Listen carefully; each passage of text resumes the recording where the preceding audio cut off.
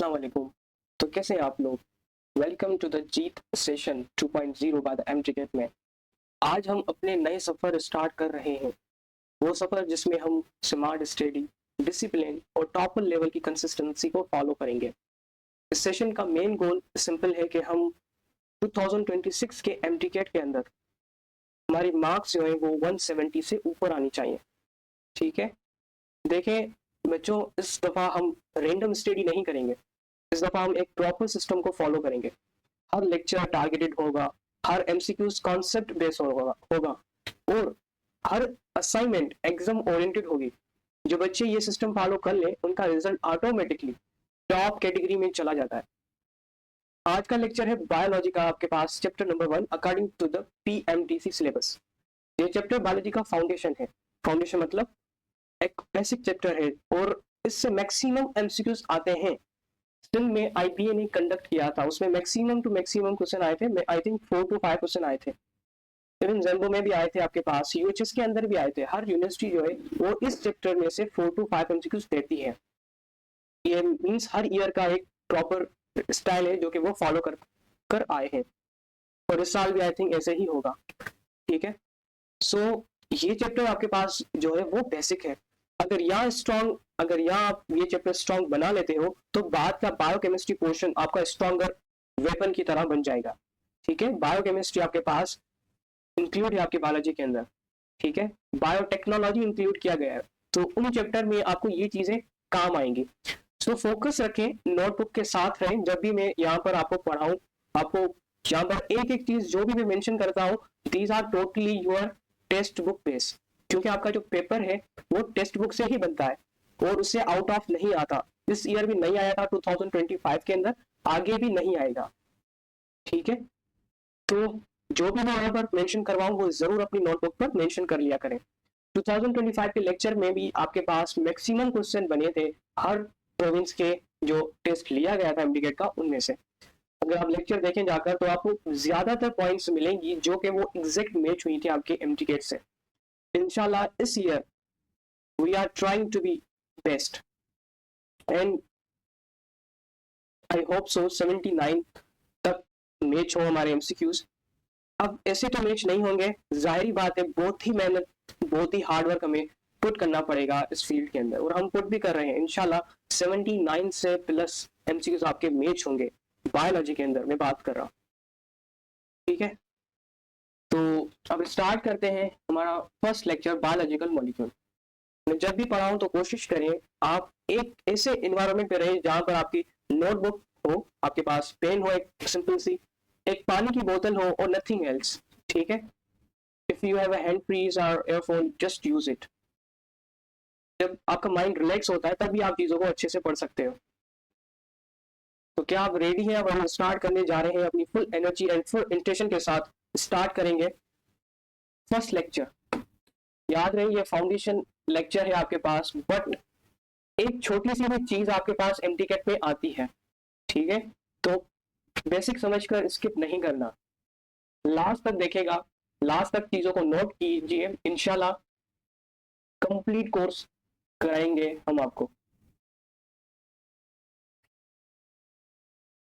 चले, very good. चलो सारे बच्चे अब आ चुके हैं क्लास के अंदर, अब हम स्टार्ट करते हैं। चलिए ठीक है, अब लेक्चर पर फोकस करें। वॉल्यूम को ना कम कर दो, सही है बस। ओके, सो स्टार्ट करते हैं अपनी फुल एनर्जी के साथ। Lecture number 1 the biological molecule. बेटा जो आपके पास सबसे पहले मैंने यहाँ पर मेंशन किया है, यहाँ पर मैंने बताया ना सिस्टम के साथ हम स्टडी करेंगे। मैं निमोनिक्स भी यहाँ पर मेंशन करूंगा। कुछ बच्चे ऐसे होते हैं सर हमें चीजें याद नहीं होती, इतनी ज्यादा मैथ ही बायोलॉजी है, हम कैसे याद करें? तो उनके लिए मैं यहाँ पर जो जब मैं आपके टाइम पर था, हम टिकट दे रहा था, तो उस वक्त आई थिंक यूएचएस ने ही कंडक्ट किया था और वो ही करती आई है। ठीक है, 2000 से भी पहले आई थिंक की बात है। सो आपके पास वहां पर निमोनिक्स यूज करते थे हम भी। ठीक है, निमोनिक्स आपको हेल्प करते हैं चीजों को याद करने में। तो जो निमोनिक्स मैंने बनाए थे 2017 के अंदर और 2023 के अंदर, वो भी मैं यहाँ पर आपको मेंशन करूंगा, ताकि जो बच्चे निमोनिक्स में बिलीव करते हैं सर हमें निमोनिक्स में बहुत ही ईजी होती है याद करने में चीज़ों को, तो मैं निमोनिक्स भी उनके लिए मेंशन करूंगा। ठीक है, अब लेक्चर पर फोकस करें। सबसे पहले आपके पास आपके टेक्स्ट बुक के अंदर ये मेंशन किया गया है, living organism these are made up of the chemical compounds. जो आपके पास लिविंग ऑर्गेनिजम्स हैं ये किसके बने हुए हैं, ये केमिकल कंपाउंड्स के बने हुए हैं। अब केमिकल कंपाउंड्स को क्लासिफाई किया गया था दो कैटेगरीज के अंदर, एक आपके पास था ऑर्गेनिक और दूसरा था इनऑर्गेनिक। ठीक है, अब ये दोनों चीजें आपके पास मेंशन है आपकी टेक्स्ट बुक के अंदर। मैं कोई भी चीज आउट ऑफ नहीं पढ़ाऊंगा अगर वो इम्पोर्टेंट नहीं है। अगर कोई चीज इम्पोर्टेंट है और आउट ऑफ सिलेबस भी है तो वो भी मैं यहाँ पर पढ़ाऊंगा। जो एमटीकेट में वो चीज काम नहीं आ सकती, लेकिन आपके एमबीबीएस के टाइम पर वो काम आ सकती है। ठीक है, अच्छा अब ये जो मॉलिक्यूल्स है आपके पास ऑर्गेनिक और इनऑर्गेनिक, ये आपके पास क्या बनाते हैं, ये basically these are the basis of the structure, function and metabolism. ये बेसिक कुछ पॉइंट्स थी आपके पास टेक्स्ट बुक में मेंशन की गई हैं। कभी कभी ये सिंपल पॉइंट्स भी मेंशन कर देते हैं एमटीकेट के अंदर और बच्चे वहां पर भी कंफ्यूज हो जाते हैं कि सर हमने ये तो पढ़ा ही नहीं है। अब आते हैं क्लासिफिकेशन ऑफ बायोलॉजिकल मॉलिक्यूल के अंदर। अब यहाँ पर देखें तो आपको नजर आ रहा होगा कि जो बायोलॉजिकल मॉलिक्यूल है इनको क्लासिफाई किया गया है दो कैटेगरीज के अंदर, एक आपके पास है ऑर्गेनिक कंपाउंड्स और दूसरा जो आपके पास है these are the inorganic compounds. ठीक है, अब ऑर्गेनिक कंपाउंड के भी कुछ सब टाइप्स होते हैं, जिस तरह यहाँ पर मेंशन है दैट कार्बोहाइड्रेट्स ये आपके पास क्या है, ऑर्गेनिक है, प्रोटीन्स क्या है, ऑर्गेनिक है, लिपिड्स और न्यूक्लिक एसिड ये भी आपके पास ऑर्गेनिक है। अब इनऑर्गेनिक में हम पढ़ेंगे कि water, carbon dioxide, acid and gases and salt. ये आपकी टेक्स्ट बुक के अंदर मेंशन है, इस वजह से मैंने यहाँ पर आपको मेंशन किया है। ठीक है, अच्छा चलो, मैंने कहा था मैं निमोनिक्स मेंशन करूंगा तो जरूर करूंगा। ठीक है, तो यहाँ पर मैं निमोनिक्स मेंशन कर रहा हूँ ताकि जो बच्चे इस टेबल को याद करना चाह रहे हैं वो याद कर सकें। हर क्लास में सारे के सारे बच्चे टॉपर्स नहीं होते। ठीक है, तो कुछ बच्चे जो ऐसे होते हैं जिनको पढ़ने में डिफिकल्टीज होती हैं, तो उनके लिए मैं यहाँ पर मेंशन करूंगा। मेरा टारगेट है कि सारे बच्चे टॉपर बने, ना कि जो टॉपर ऑलरेडी है वो फर्दर टॉपर बने। निमोनिक्स में सबसे पहले मैंने बताया ऑर्गेनिक का।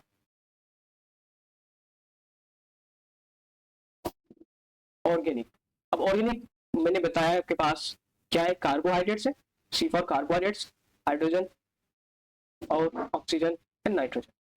ठीक है, नेक्स्ट आपके पास है इनऑर्गेनिक का। ऑर्गेनिक में आपके पास जो है it is the mineral based, जो वाटर है आपके पास, कार्बन डाइऑक्साइड है, these are the mineral based. कुछ बेसिक निमोनिक्स थी, अगर जिनको ये टेबल भी याद नहीं होती वो निमोनिक्स के थ्रू याद कर सकते हैं। अब चलते हैं आगे, जो कि आपके पास एमटीकेट के लिए ऐसे समझे एमटीकेट का दिल है ये टेबल। इस टेबल से हर ईयर एमसीक्यूज बनते हैं, फिर से याद रखें इस टेबल से हर साल एमसीक्यूज बनते हैं, so this table is very important. ठीक है, अच्छा इस कोर्स के अंदर में जो चीज इंपॉर्टेंट होगी वहां पर मैं वीआईपी का नाम लिखूंगा। ठीक है, तो वो चीज भी आप अपनी नोटबुक के अंदर जरूर मेंशन करें ताकि जब रिवीजन हो तो आपको याद पड़े कि सर ने हमें बताया था कि दिस इज वेरी इंपॉर्टेंट। ठीक है, अच्छा तो ये टेबल आप जरूर अपनी कॉपी में नोट करें। लेकिन चले यहाँ पर मैं आपको बता दूं कि जो आपके पास इसमें वाटर होगा बैक्टीरियल सेल के अंदर वो 70% है और ह्यूमन सेल के अंदर है 70%। ठीक है, दोनों में ये चीज क्या है, कॉमन है। ये जो क्वेश्चन है ना ये पूछे जाते हैं भाई दोनों सेल के अंदर क्या चीज कॉमन है, तो दैट्स द वाटर। ये भी आपसे पूछा गया है एमटीकेट के अंदर। ठीक है, PYQs means past year question, तो वो भी मैं यहाँ पर मेंशन करता जाऊंगा।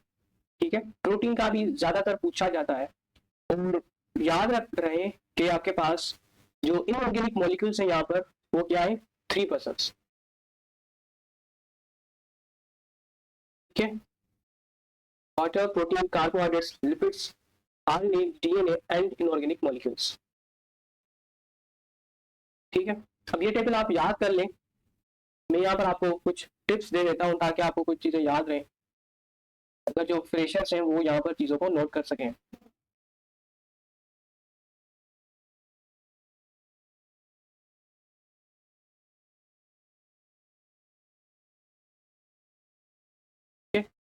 अच्छा ये चीजें आप नोट कर कर जाएं तो अच्छी बात है। सबसे पहले यहाँ पर आपके पास वाटर के लिए हम मेंशन करते हैं कि वाटर जो आपके पास है वो एग्जामिनर क्या करता है कि जो आपके पास वर्ड है उसको एक डिफरेंट ही वर्ड पे चेंज कर देता है। फॉर एग्जाम्पल वाटर तो मेंशन नहीं करता, वाटर की जगह पर एक और वर्ड भी मेंशन कर सकता है। सो वो वर्ड आपके पास है, this is the water form universal solvent भी बोलते हैं। ठीक है, दूसरी बात प्रोटीन्स। तो आपके पास प्रोटीन्स है, इनके बारे में आप एक चीज याद रखें कि proteins they make the major dry mass. जो आपके पास ड्राई वेट होता है या ड्राई मास होता है, उसका जो मेजर पोर्शन है वो कौन बनाता है, प्रोटीन्स बनाते हैं। So it make the major dry mass या वेट बोल सकते हैं। ठीक है, उसके अलावा बस ये दो चीजें थी जो आपको याद रखनी है। अच्छा, डीएनए के बारे में बता दूं तो डीएनए के बारे में भी कभी कभी हम मेंशन करते हैं डिफरेंट अंदाज से कि it is the टिनी but powerful. ठीक है, it store the genetic information. अब ये तो बेसिक चीजें थी जो मैंने आपको बता दी, लेकिन अच्छा कुछ स्टूडेंट का क्वेश्चन है कि सर क्या आप सिर्फ कॉमन सिलेबस को फॉलो करेंगे क्या, अगर हम बलोचिस्तान से हैं या केपीके से हैं, सिंध से हैं या पंजाब से हैं, तो क्या हम इस लेक्चर को ले सकते हैं? तो आंसर है जी हाँ, बिल्कुल आप ले सकते हो। ठीक है, क्योंकि मैं यहाँ पर सारी टेक्स्ट बुक को कवर करवाऊंगा। ऐसा नहीं है कि सिंध को करवाया फिर बलूचिस्तान नहीं करवाया, ठीक है, पंजाब कराया तो केपी के नहीं करवाया, तो ऐसा नहीं होगा। इस लेक्चर के अंदर हम हर टेक्स्ट बुक को यहाँ पर कवर करेंगे। ठीक है, जो भी वहां पर पॉइंट्स है आपके सिलेबस के अंदर मेंशन है, तो वो मुझे यहाँ पर मेंशन करनी है। ठीक है, अब हम स्टार्ट करते हैं। अच्छा, यहाँ पर मैं कुछ चीजें बता दूं। अब यहाँ हर प्रोग्राम्स के अंदर डिफरेंट डिफरेंट चीजें मेंशन की गई हैं। ठीक है, तो आपको मैं उस लिहाज से मैं यहाँ पर चीजों को मेंशन करता जाऊंगा।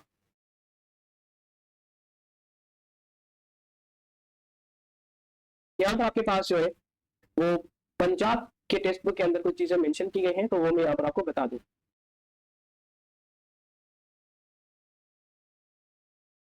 आप जस्ट मैं पीटीपी यहाँ पर मेंशन कर दूंगा। ठीक है,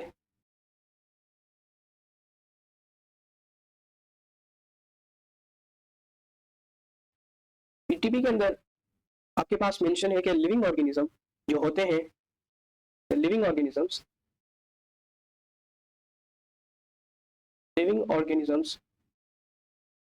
these are the metabolically active, these are the metabolically active। ठीक है, तो दूसरी बात जो मेंशन की गई है आपके पास, जितने भी नॉन लिविंग ऑर्गेनिजम्स होते हैं, याद रखें उनके अंदर कोई भी मेटाबॉलिज्म नहीं होता, नो मेटाबॉलिज्म। अब वायरस को ही देख लें, क्या उसके अंदर मेटाबॉलिज्म होता है? आंसर है नो। ठीक है, सर मेटाबॉलिज्म का क्या काम है? देखें, जो मेटाबॉलिज्म होता है it basically defining the features of your life. Metabolism कैसे डिफाइन करोगे आप? Metabolism is the defining the features of your life. अगर मैं आपको इसके दो वर्ड्स के अंदर डिफाइन करूं तो ये चीज भी आप नोट कर लें, मेटाबॉलिज्म को हम एक और नाम से भी याद रखते हैं। मेटाबॉलिज्म जो आपके पास होता है इसको हम कहते हैं लाइफ इंडिकेटर। ठीक है, लाइफ इंडिकेटर, जिस तरह आपके पास कार के इंडिकेटर होता है, आपके पास जो मोटर बाइक्स होती हैं उनका इंडिकेटर होता है, इस तरह अगर पूछा जाए भाई लाइफ का इंडिकेटर क्या है, you can choose only the metabolism. ठीक है, अब हम देखते हैं केपीके के अंदर क्या मेंशन किया गया है। जो आपके पास केपीके की टेक्स्ट बुक है तो वहां पर भी कुछ चीजें मेंशन की गई है, तो वो भी मैं यहाँ पर आपके पास मेंशन करूंगा। ठीक है, केपीके की टेक्स्ट बुक के अंदर फर्स्ट जो चीज आपके पास मेंशन की गई है वो ये है कि वाटर के बारे में। तो आपके पास वाटर होता है, it is the most abundant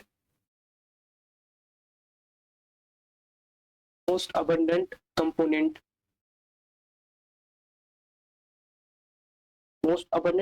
in cells। ठीक है, और आपको पता भी है ये जो आपके पास होता है इट इज द 70%।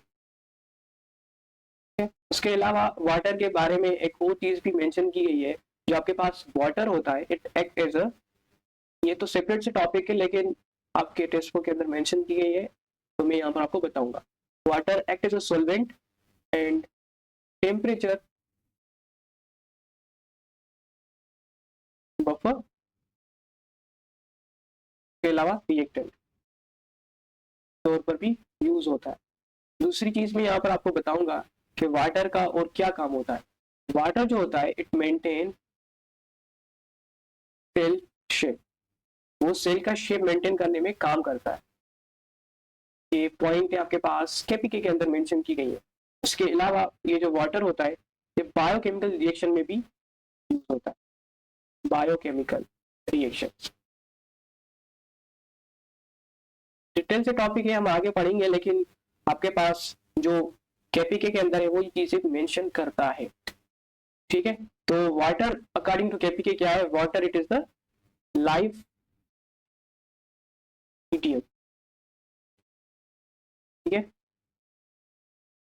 अच्छा ये कुछ चीजें थी वाटर के बारे में। और अच्छा कुछ चीजें और है आपके पास जो बलूचिस्तान टेक्स्ट बुक है उसके अंदर मेंशन की गई है, तो वो भी मैं यहाँ पर आपको मेंशन करूंगा। बलूचिस्तान टेक्स्ट बुक के अंदर मेंशन की गई है। इसके अंदर वो मेटाबॉलिज्म को डिफाइन करता है कि मेटाबॉलिज्म है क्या। बलूचिस्तान टेक्स्ट बुक वाले यहाँ पर फोकस करें। मेटाबॉलिज्म, बेटे जो मेटाबॉलिज्म होता है it is the sum of, it is the sum of all biochemical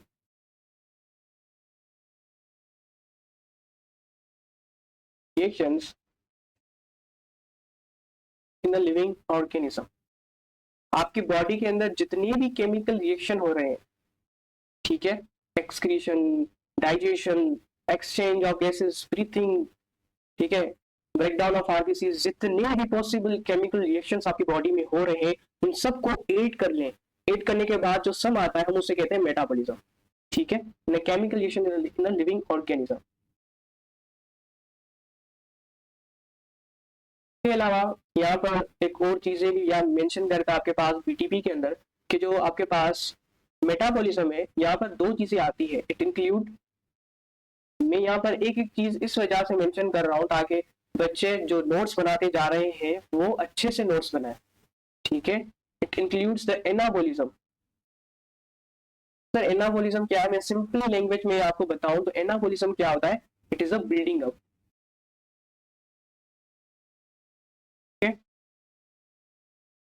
यहाँ पर क्या होता है आपके पास मोनोमर्स मिलकर पॉलीमर्स बनाते हैं। ठीक है, एनाबॉलिज्म के अंदर that's why I use the word building. और दूसरा जो आपके पास मेटाबॉलिज्म का टाइप होता है वो मेंशन किया गया है, दैट इज कैटाबॉलिज्म। और सॉरी, ओके मैं नीचे करता हूँ। द कैटाबॉलिज्म, कैटाबॉलिज्म जो होता है इट इज अ ब्रेकडाउन। अब नाम से ही देखिए आपके पास है cat for cut, cut for breakdown. So यहाँ पर क्या होगी? ब्रेकिंग होगी। अगर आपके पास कोई लार्ज मॉलिक्यूल है तो वो टूट जाएगा स्मॉलर मॉलिक्यूल के अंदर, दैट्स द ब्रेकिंग। और ब्रेकिंग से मतलब कैटाबॉलिज्म। ये दोनों चीजें याद रखें, आगे हम डिस्कस करेंगे फर्दर। अच्छा, यहाँ पर और कुछ चीजें ये फर्दर मेंशन करता है कि मेटाबॉलिज्म क्यों जरूरी है, तो ये चीजें भी नोट कर लें। It is essential for growth, body की ग्रोथ के लिए जरूरी है मेटाबॉलिज्म का। ठीक है, उसके अलावा रिपेयर होने के लिए कुछ सेल जो होते हैं वो डेड हो जाते हैं, उनके रिपेयर के लिए मेटाबॉलिज्म का होना जरूरी है। सिमिलरली एनर्जी रिलीज, अगर बॉडी को कहीं पर एनर्जी चाहिए हो तो एनर्जी रिलीज के लिए भी मेटाबॉलिज्म प्रोसेस इंपॉर्टेंट है। ठीक है, सो बेटे ये आपके पास जो था दैट इज मेटाबॉलिज्म का स्पेसिफिक पोर्शन बीटीपी के अंदर डिस्कस किया गया है, वो मैंने आपको यहाँ पर बता दिया। ठीक है, ये बेसिक चीजें हैं जो आपके पास एमटीकेट के सिलेबस में तो डायरेक्टली मेंशन नहीं की जाती है, लेकिन आपके टेक्स्ट बुक के अंदर हैं तो मैंने यहाँ पर मेंशन कर दी है। ठीक है, सिंध में ऐसा कुछ इंपॉर्टेंट चीजें नहीं है इस टॉपिक से रिलेटेड, तो अगर होंगी तो मैं यहाँ पर जरूर मेंशन करूंगा। अभी ये 3 पॉइंट्स की हैं जो मैंने यहाँ पर आपको मेंशन कर दी। ठीक है बेटा, अगर मैं सिंपल लैंग्वेज में डिफाइन करना चाहूँ मेटाबॉलिज्म को तो ऐसे समझें, ये जो मेटाबॉलिज्म होता है इट इज द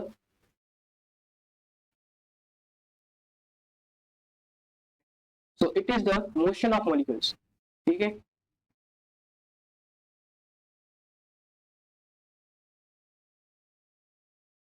चले अब आते हैं नेक्स्ट टॉपिक के अंदर। नेक्स्ट टॉपिक आपको यहाँ पर नजर आ रहा होगा, दैट इज कार्बोहाइड्रेट्स।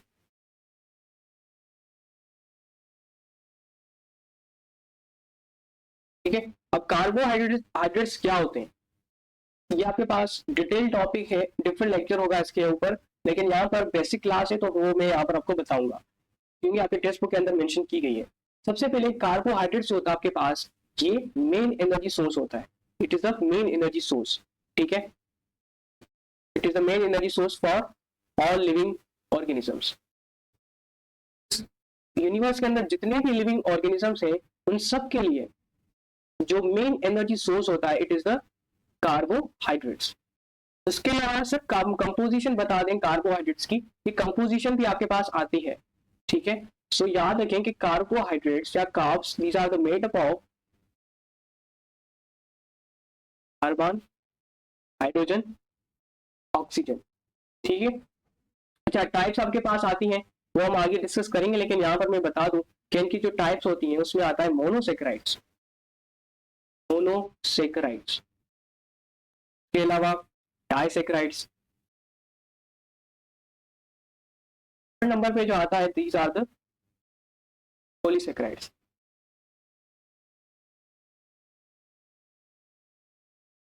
यहाँ पर एक और चीज भी बता दूं कि डाइसेक्राइड जो आपके पास है, ये बेसिकली खुद एक टाइप होती है ओलिगोसेक्राइड की, ओलिगोसेक्राइड की।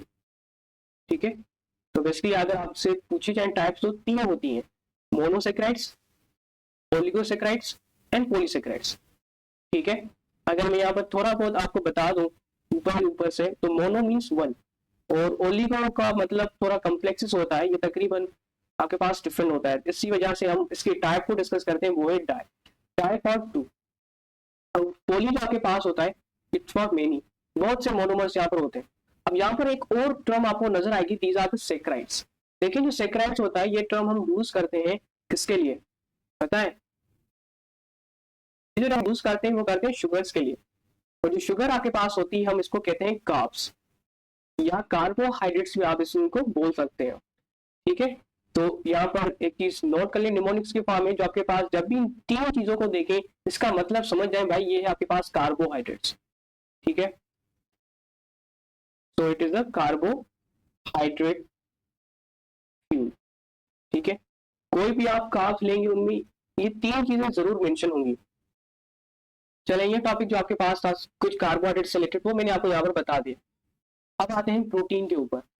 अब प्रोटीन के ऊपर सबसे पहले वही बात, प्रोटीन किसका बना हुआ है, तो प्रोटीन जो बने हुए हैं, these are made up of the amino acids. ठीक है, अगर मैं इसका स्ट्रक्चर थोड़ा बहुत यहाँ पर आपको बता दूं, तो यहाँ पर बीच में कार्बन होता है। ठीक है, यहाँ पर होता है हाइड्रोजन, चार वैलेंसीज होती है कार्बन की, इसीलिए हम कार्बन को कहते हैं दीज आर द टेट्रावेलेंट। जैसे कि पुरानी बुक के अंदर मेंशन था, लेकिन अब क्योंकि चेंज हो चुकी है तो हम न्यू बुक को ही फॉलो करेंगे। एक जगह पर COH ग्रुप होता है और हम इस ग्रुप को क्या बोलते हैं, हम इस ग्रुप को बोलते हैं these are the carboxylic acid, के अंदर ये ग्रुप मेंशन होता है। ठीक है, अच्छा एक जगह पर यहाँ पर होता है अमाइनो, और दूसरी जगह पर यहाँ पर होता है आपके पास R ग्रुप। ये जो R ग्रुप होता है हम आगे डिस्कस करेंगे, ये बेसिकली वेरिएबल के तौर पर यूज होता है। ठीक है, अब आते हैं फंक्शंस के ऊपर। सर प्रोटीन्स का फंक्शन क्या क्या होता है, देखिए जो प्रोटीन के जो बेसिक फंक्शन होते हैं उनमें मैं आपको यहाँ पर बता दूं, सेल स्ट्रक्चर में इनका रोल होता है। ठीक है, और उसके अलावा जो आपके पास होता है एंजाइम्स आर आल्सो प्रोटीन्स, आगे पूरा का पूरा चैप्टर है एंजाइम्स के ऊपर, वहां पर डिस्कस करेंगे। हार्मोन्स आर आल्सो प्रोटीन्स, इसका भी पूरा चैप्टर है, वो हम डिस्कस करेंगे, जो कि आपके सिलेबस में नहीं है लेकिन हम उसको भी डिस्कस करेंगे। ठीक है, अच्छा एलिमेंट जो आपके पास प्रोटीन के अंदर आ जाते हैं वो भी पूछा जाता है आपके पास एमडीकेट के अंदर, और ये आपके पास जो है PYQ से पास पेपर के अंदर पूछा गया है, ये भी पूछा गया है पास पेपर के अंदर, और ये भी आपके पास पूछा गया है पास पेपर के अंदर। ठीक है, मैं कोई भी चीज ऐसे नहीं बताता विदाउट एनी इंफॉर्मेशन, तो ये जो चीजें आपको बताई जा रही हैं ये एग्जैक्ट पास पेपर की क्वेश्चन है। ठीक है, अच्छा ये जो आपके पास प्रोटीन से ये बना हुआ होता है 4 एलिमेंट्स का, कितना 4 एलिमेंट्स। कार्बोहाइड्रेट में कितने थे? 3 थे, 1 2 3। यहाँ पर आपके पास 4 एलिमेंट है, एक आपके पास वो तीनों कॉमन होंगे, कार्बन, हाइड्रोजन, ऑक्सीजन। बस एक यहाँ पर मैं एक न्यू मेंशन करूंगा जो आपके पास है एन। अब ये तो बता दें कि सर आपको, ये तो आपको पता होगा ये क्या चीज है एन। हाँ जी, exactly you are right, N for nitrogen. ठीक है, कुछ बच्चे हैं वो 9th और 10th वाले, इनको ज्यादातर समझ नहीं आती, उनकी 9th और 10th 11th 12th सारी बर्बाद होती है, तो उनके लिए भी ये चीजें मेंशन करनी जरूरी होती है ताकि उनको कोई प्रॉब्लम ना हो एमडीगेट के अंदर। अच्छा, यहाँ पर एक और चीज मैं स्टार की फॉर्म पर मेंशन कर रहा हूँ, डेट मीन इंपॉर्टेंट है। समटाइम्स आपके पास सल्फर भी आ जाता है इसके अंदर, ठीक है, एस फॉर सल्फर। तो समटाइम के पास सल्फर भी प्रोटीन्स के अंदर मेंशन किया जाता है, लेकिन यहाँ पर मैंने लिखा है समटाइम्स, तो दोनों में डिफरेंट है।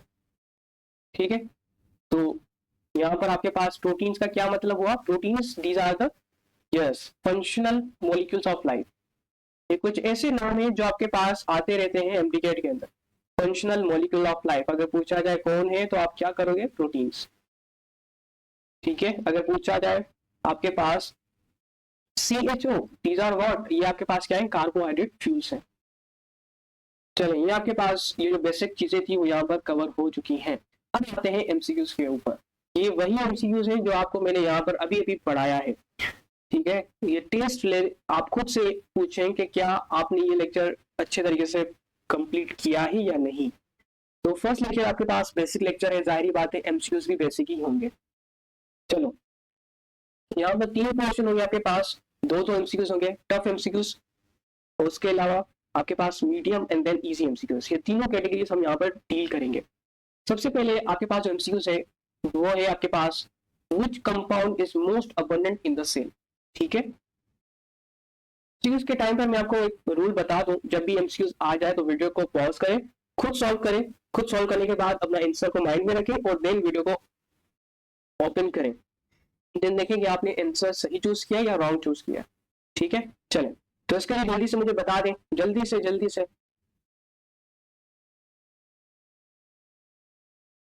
चले, सबका आंसर जो आपके पास है राइट, सी ऑप्शन आपके पास होगा वाटर। ठीक है, water is the correct answer. ये जो आपके पास है वो पास्ट ईयर का क्वेश्चन है। ठीक है, तो ये आपके पास जो वाटर होता है वो 70% होता है। ठीक है, चले नेक्स्ट एमसीक्यूज के ऊपर। बेटे ये देखें एमसीक्यूज, सर कहाँ पढ़ा है आपने? यहाँ पर देखें, यहाँ पढ़ा है मैंने, यहाँ पर पढ़ाया है मैंने, यहाँ पर देखें। Most abundant component of life in cell क्या है आपके पास? वाटर। ये एग्जैक्ट पॉइंट आपके पास केपीके से मैंने यहाँ पर मेंशन किया। Number 2, which element is not found in carbohydrates? This is very very important. Which element is not found in carbohydrates? कौन सा एलिमेंट है जो कार्बोहाइड्रेट में नहीं मिलता? Now carbohydrates, if I want to define the carbohydrates contain the 3 basic elements. 3 basic element होते हैं carbohydrates के अंदर, कार्बन, हाइड्रोजन एंड ऑक्सीजन। तो यहाँ पर देखें कार्बन भी है, हाइड्रोजन भी है, ऑक्सीजन भी है। नाइट्रोजन नहीं होता। नाइट्रोजन कहाँ पर होता है? नाइट्रोजन आपके पास जो होते हैं ये तीनों तो होते हैं, लेकिन नाइट्रोजन भी साथ में होता है। और ये जो नाइट्रोजन जब भी आ जाए तो समझ जाएंगे आपके पास किसके बारे में है? प्रोटीन्स के बारे में। क्या पूछ रहा है? Not found. क्या पूछ रहा है? Not found. तो नॉट फाउंड क्या होगा? Nitrogen. The correct answer will be the nitrogen.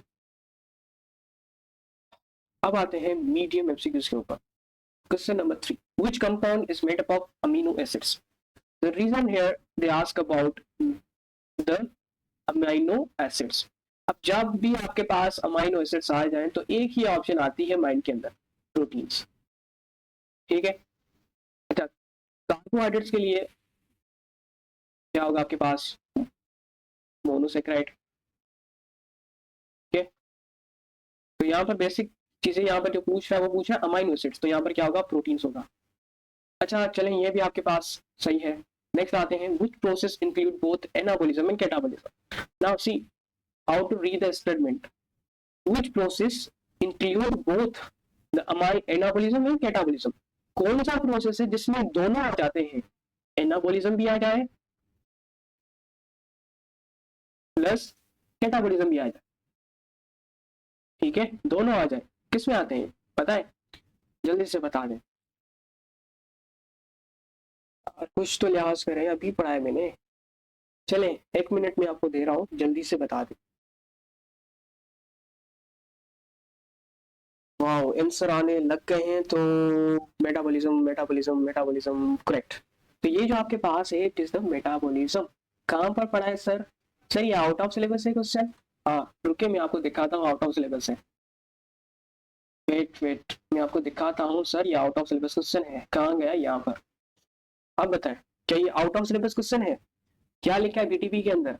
ये जो आपके पास मेटाबॉलिज्म है, it include the anabolism, it include the anabolism and catabolism, ये दोनों इसमें आ जाते हैं, ठीक है। तो ये आपके पास बीटीपी के अंदर मेंशन किया गया। अब आए नीचे, अब जब वो आपके पास बोलेगा सर आउट ऑफ, उसको मैं प्रूफ दिखाऊंगा बेटे, यहाँ पर हमने पढ़ा था, ठीक है। तो यहाँ पर which process include both anabolism catabolism, तो यहाँ पर आपके पास होगा metabolism is the correct answer, ठीक है बेटे। ये आपके पास है मीडियम एमसीक्यूज। अगर आपने ये एमसीक्यूज सही किए हैं सारे के सारे, that means you are the excellent. ये लेक्चर अगर आपने बेसिकली अच्छे से लिया हुआ है, that means you will be a more better in the future. Next one, these are the easy one MCQs. Now here you can see it says which term, ठीक है, which term, कौन सी term है which describe the essential for growth। अब यहाँ पर बात आ रही है essential for growth, repair, energy release। अब सर हमने ये पढ़ा ही नहीं है पॉइंट, कभी हमने ये चीजें पढ़ी ही नहीं है, तो बेटे देखें किस तरीके से MCQs आते हैं, समझे। अब यहाँ पर 3 चीजें आ रही हैं, ग्रोथ, रिपेयर और एनर्जी रिलीज। अब ये तीनों चीजों अगर आप याद रखें तो पढ़कर आए हैं हम, तीनों चीजें हम पढ़कर आए हैं, ठीक है। जल्दी से आंसर दें ताकि हम लेक्चर को वाइंड अप करें। बिल्कुल, यहाँ पर जो करेक्ट आंसर होगा इट इज अ मेटाबॉलिज्म। अगर कहीं पर याद ना आ रहा हो तो ऊपर चले, मैं आपको दिखाता हूँ सर हमने कहाँ पढ़ा था, ठीक है। तो मेटाबॉलिज्म के अंदर हमने यहाँ पर पढ़ा था कि it will be essential for the growth, it will be essential for the growth, for the repayment and energy release. ये तीनों प्रोसेस हमने पढ़े थे, और ये कहाँ से आया है? बलूचिस्तान की टेक्स्ट बुक से, तभी तो मैंने आपको यहाँ पर मेंशन किया है, ठीक है। चले नीचे आए, last MCQs, which compound is least in the human cell. यहाँ पर टर्म आ रही है लीस्ट, लीस्ट मींस कम से कम, you want to know that means lower. कौन सी चीज कम होती है किसके अंदर? दूसरी यहाँ पर इन्होंने कहा है ह्यूमन सेल के अंदर, ठीक है। Now see the carbohydrates, carbohydrates these are not the least one, ठीक है। तो जल्दी से एलिमिनेशन ऑप्शन को चूज करें। हाँ जी बताएं क्या होगा ऑप्शन, बता दें, टाइम कम है हमारे पास, समय आगे भी बढ़ना है अभी। जी बिल्कुल बच्चे, आपका आंसर करेक्ट है। यहाँ पर जो आपके पास होगा वो होगा डीएनए। बेटे देखिए जो आरएनए होता है वो आरएनए नहीं होगा ऑप्शन। क्यों नहीं होगा सर? क्योंकि मैंने पढ़ा कर आया हूँ कि जो आपके पास आरएनए होता है ह्यूमन सेल के अंदर वो होता है 1%। कितना? 1%। जो आपके पास डीएनए होता है इट इज 0.25%। अच्छा सर लिपिड, लिपिड बेटे लिपिड नहीं होता, लिपिड जो आपके पास होता है इट इज 5%। कार्बोहाइड्रेट जो होते हैं आपके पास ये होते हैं 2%। so B option is the correct answer, ठीक है। so this is all about the whole lecture and ये तो बेसिक चीजें थी जो आपको मैंने बताई, ठीक है। जिस तरीके से हम आगे बढ़ते रहेंगे मोस्ट कॉम्प्लेक्स टॉपिक भी आएंगे, जिस तरीके से आपके पास आता है कार्डिक साइकिल, ठीक है, कार्डिक साइकिल आती है, मेंस्ट्रुएशन साइकिल आती है, ठीक है, रिप्रोडक्शन का प्रोसेस आ जाता है, इनहेरिटेंस में हम मॉर्गन की चीजें को एक्सप्लेन करेंगे। तो वहां पर आपको वो चीजें तभी समझ में आएंगी जब आपको बेसिक चीजें अभी से आने लग गई। तो यही मेरा मकसद है, आपको हर चीज एक डिटेल व्यू से मैं आपको डिलीवर करूं, ताकि कोई भी प्रॉब्लम ना हो। तो यकीन रखिए इन लेक्चर में से आपके पास एमसीक्यूज मैच होंगे 2026 के अंदर। Thank you so much, I hope you are all doing well and wish you best of the luck. Allah Hafiz.